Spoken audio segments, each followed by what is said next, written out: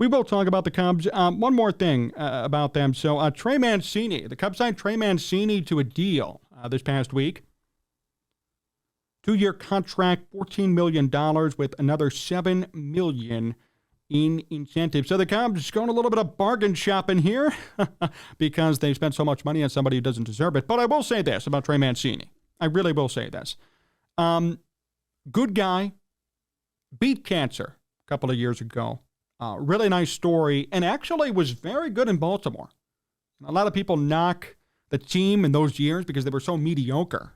But I'll tell you what, 2019, 35 homers, 97 RBIs, 291 average.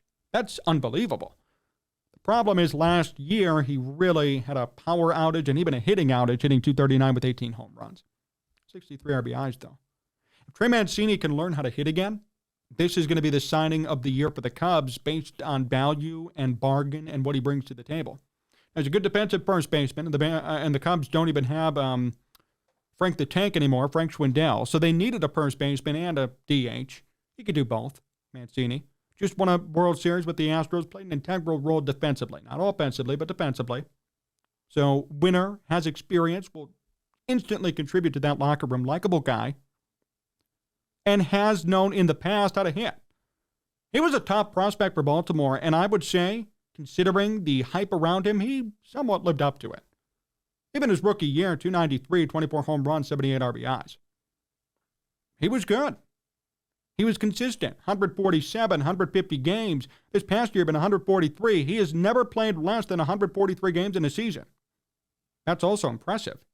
So you're getting somebody who will play every day, who will hit around 20 home runs, and who may hit 300, with 100 RBIs, potentially. At his lowest point, he'll get about 15 to 20 with 60 to 80 RBIs. Hitting maybe 240.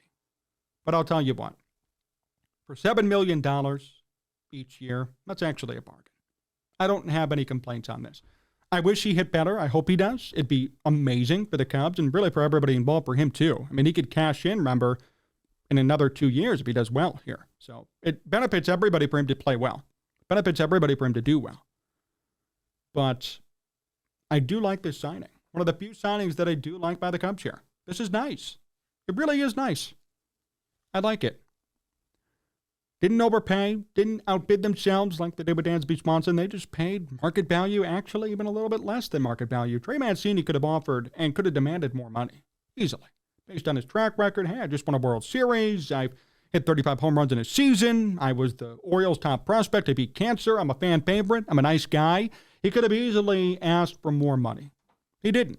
Cubs got him at a bargain, similar to the White Sox and Andrew Benintendi. So I think it's kind of the same thing here where you will get a quality player at a bargain price. And I really like this move.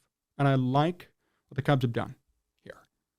I have no complaints on that. We'll have to see how it works out, how he fits in, and what the Cubs plan on doing with him. I'm assuming first base and DH, mainly first base, though, because of his defense, but we'll have to see.